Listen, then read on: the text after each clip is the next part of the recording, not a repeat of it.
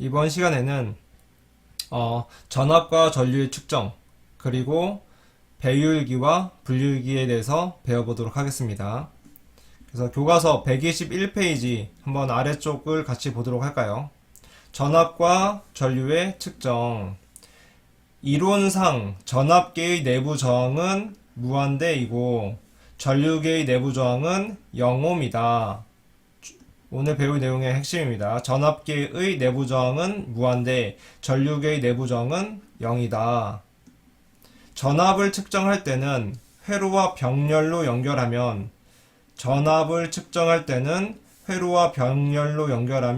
전압계 내부로 전류는 들어오지 않고 회로에 흐르기 때문에 전압을 정확하게 측정할 수 있으며, 전류를 측정할 때는 회로와 직렬로 연결하면 전류계 내부로 들어오는 전류는 손실이 없기 때문에 전류를 정확하게 측정할 수 있다 라는 얘기예요.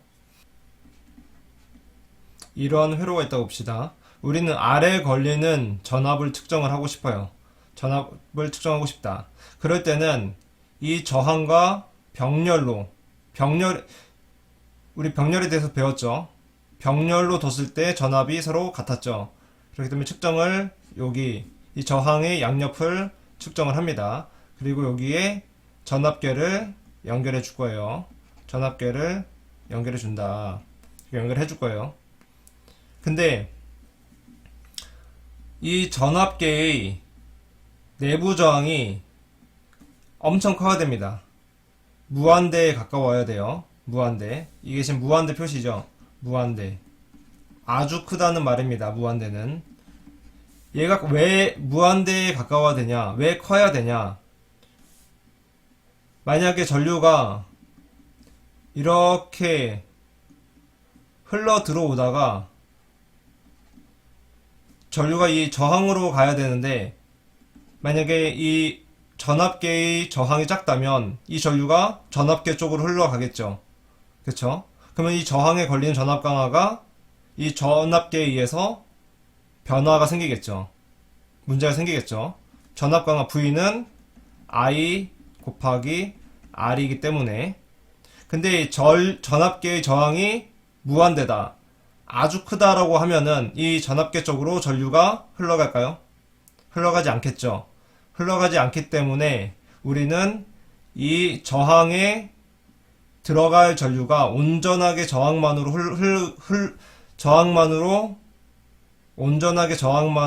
흐르면서 정확한 저항에 걸리는 전압을 측정할 수가 있는 겁니다. 그래서 전압계의 내부 저항은 무한대여야 한다. 그리고 전압계는 저항과 측정하려는 회로와 병렬로 연결되어야 된다. 그래서 이 부분 두 개 중요하죠. 그 다음에 전류계는 전압계와 다르게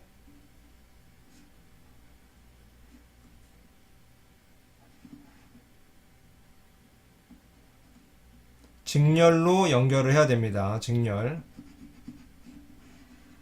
이렇게 직렬로 연결해야 돼요. 직렬로 연결해야 된다.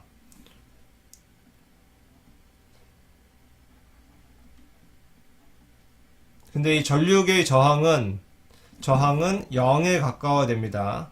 전류계의 저항은 0에 가까워야 한다. 그리고 우리는 전류계 안에 있고 전압계 안에 있기 때문에 이것을 내부 저항이라고 부르는 겁니다. 내부 저항. 그래서 이 전류가 이렇게 이제 흘러가는데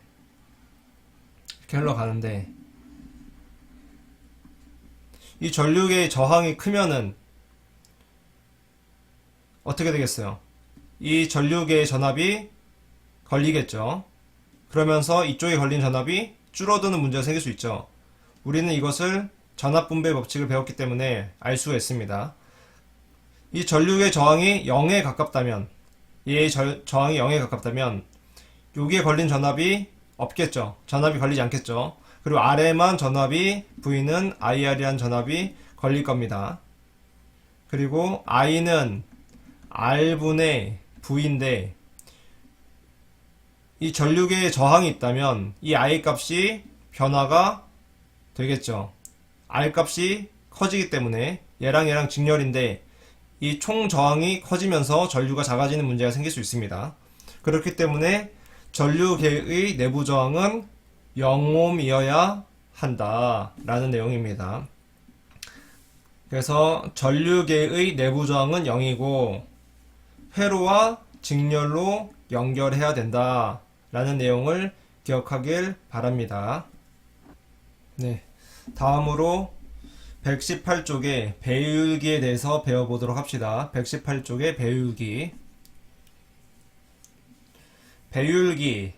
전압의 측정 범위를 넓히기 위해 전압계에 직렬로 접속해주는 저항을 배율기 저항이라고 한다.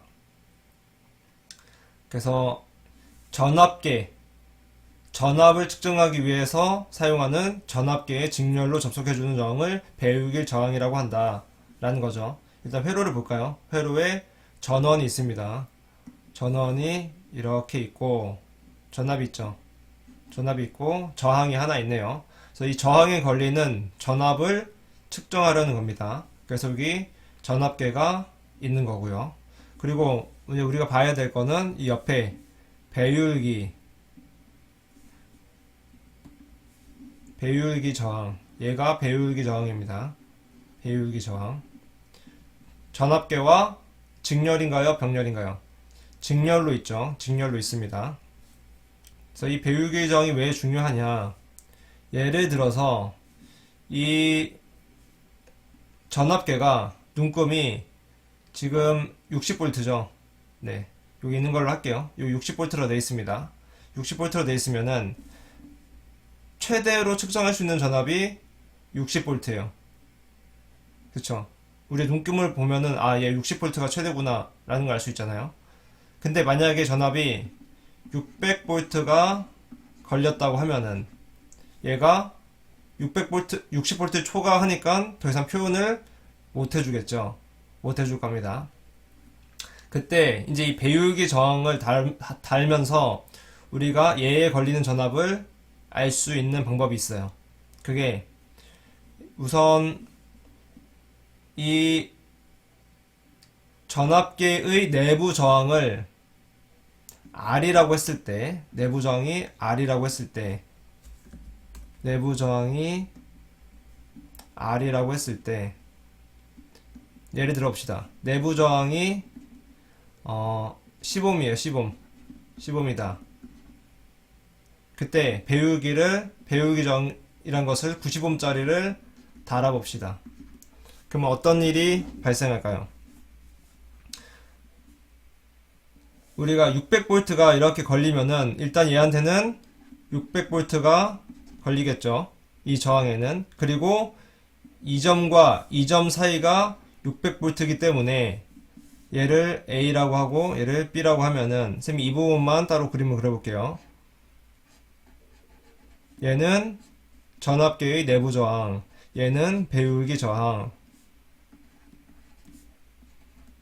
얘를 내부 저항 R, 얘를 배율기 저항 R 이렇게 했을 때 얘를 10옴으로 두고 얘를 90옴으로 둡시다. 10옴, 90옴짜리 달았어요. 근데 이 사이에 총 600V가 걸려.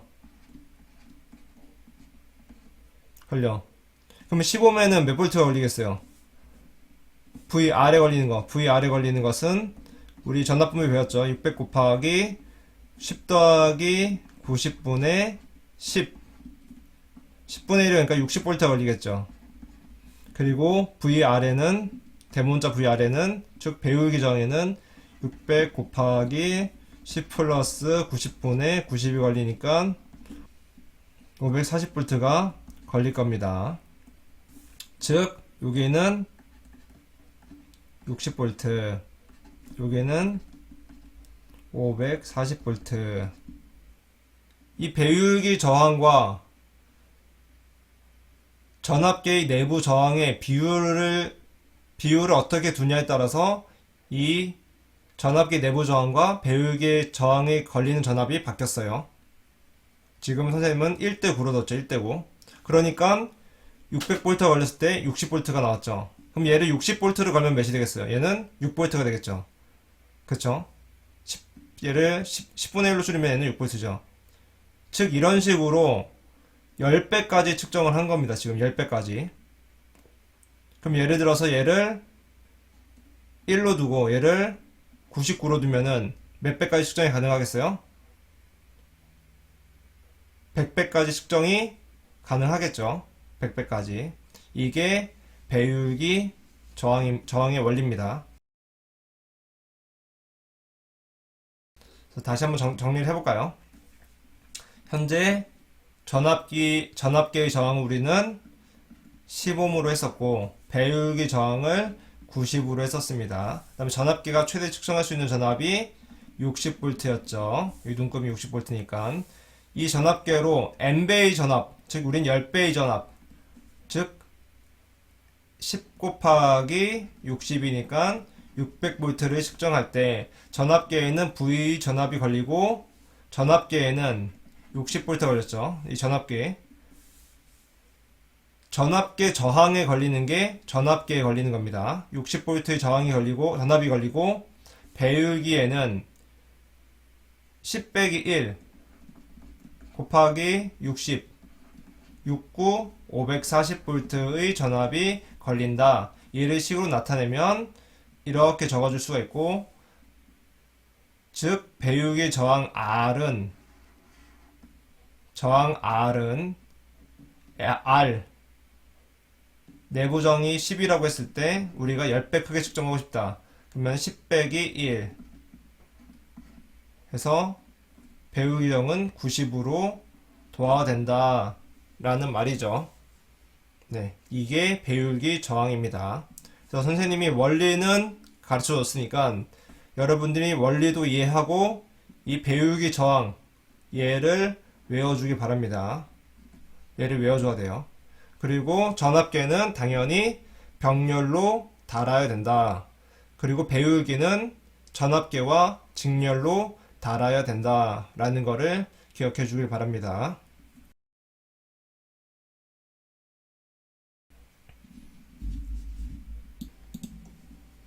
이제 분류기에 대해서 배워보도록 하겠습니다. 교과서 120페이지. 분류기, 전류의 측정 범위를 넓히기 위해 전류계에 병렬로 접속해주는 저항을 분류기 저항이라고 한다. 자, 얘도 그림을 보면은 이렇게 전원이 있고 저항이 이렇게 있죠. 저항이 있습니다. 그리고 전류계는 직렬로 달아줘야 한다고 했죠. 직렬로 달아줘야 되는데 원래는 이 분류기가 없을 거예요. 이쪽이. 얘가 없다고 생각하면은 이렇게 쭉 직렬이 되죠. 직렬이 돼야 됩니다. 근데 측정할 수 있는 범위를 넓히기 위해서는 이 전류계와 병렬로 분류기를 달아준다는 말이에요. 분류기를 달아준다. 그래서 측정을 충분히 할 수 있으면 이 분류기가 필요 없어서 이렇게 직렬이 될 겁니다. 딱 봤을 때. 그래서 이제 용어를 보면은 이 전류계의 내부 저항을 R, 그 다음에 분류기 저항을 대문자 R 이라고 표현을 했습니다.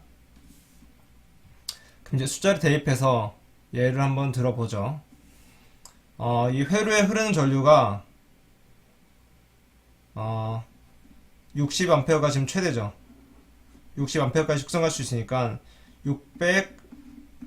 600A가 흐른다고 봅시다. 그럼 얘는 60A까지 밖에 표시를 못하기 때문에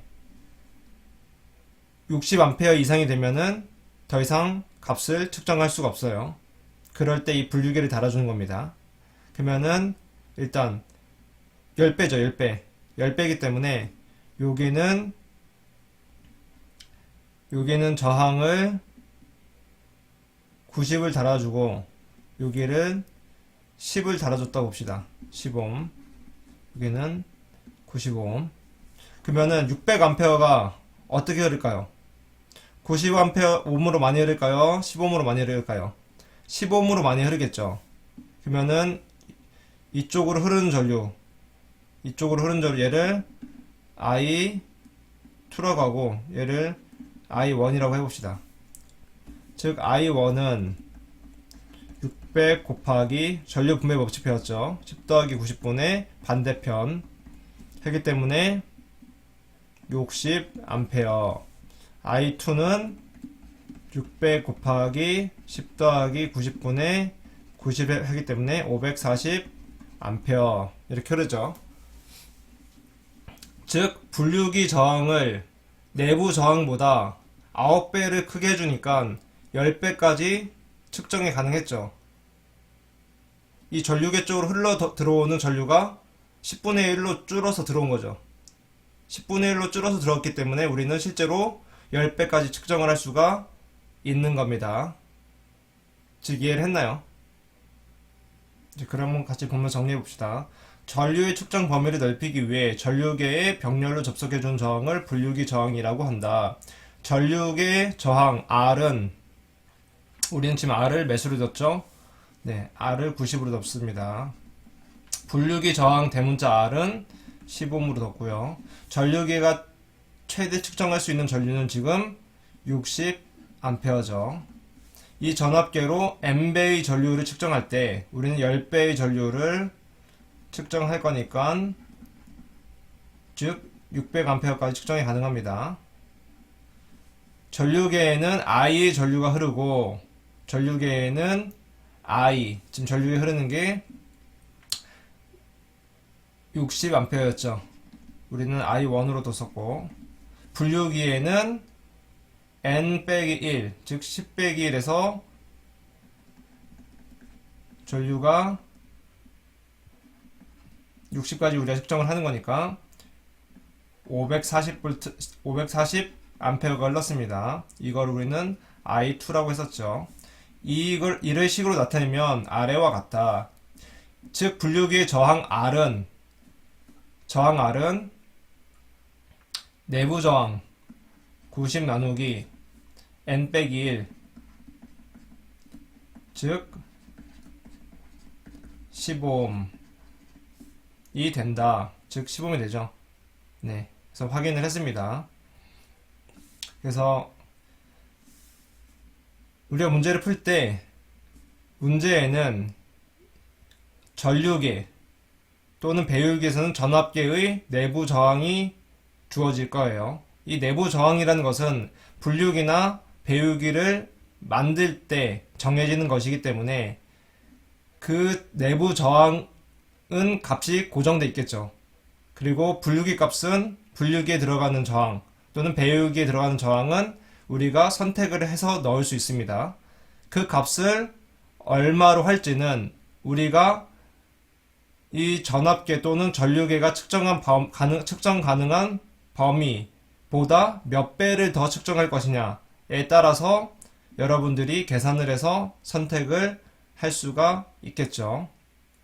그래서 분류계 저항, 배율계 저항에 대해서 배웠고 분류기 그 다음에 배율기의 원리에 대해서도 배웠기 때문에 회로에서 어떤 값이 주어졌을 때 무엇을 구하라 라고 해도 여러분들이 이 원리만 잘 알고 있으면은 큰 어려움 없이 구할 수 있을 것이라고 생각합니다. 네, 오늘 수업은 여기서 마치도록 하겠습니다.